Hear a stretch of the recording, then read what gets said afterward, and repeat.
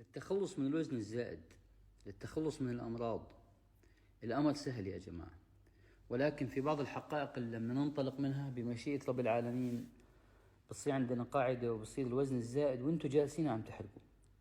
بالبداية يا جماعة في بعض الأشياء لازم نشيلها من مفهومنا.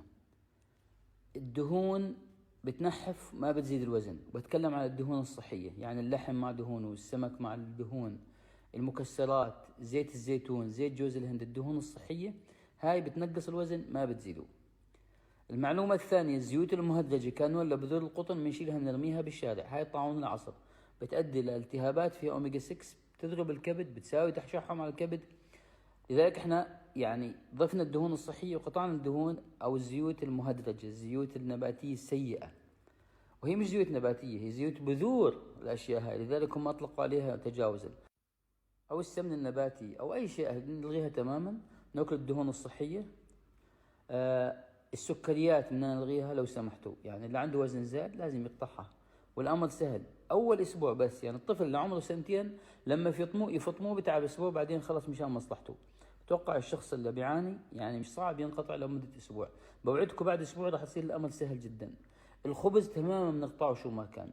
حاليا الشخص بده يقول لي البدائل، في بدائل كثير، ابحثوا بمواقع التواصل بتلاقوا، او بالجوجل او محركات البحث بتلاقوا بدائل للسكر وبتلاقوا بدائل للخبز، ولكن انا بفضل نقطعه ونستبدل بالخس وناكل بالملعقه. يعني اليوم انا اكلت بالملعقه، امس بيض قليته اكلته بالملعقه، لانه انا بالنسبه لي بتعب بالاضافه للاشياء الثانيه.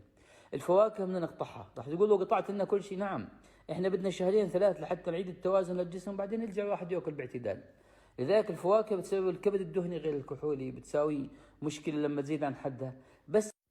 بس اذا بنقطع الاشياء هاي البسيطه جدا، بوعدكم احنا بنحصل 70 ل 80% من خساره الوزن، وبالاضافه بنكسب صحتنا.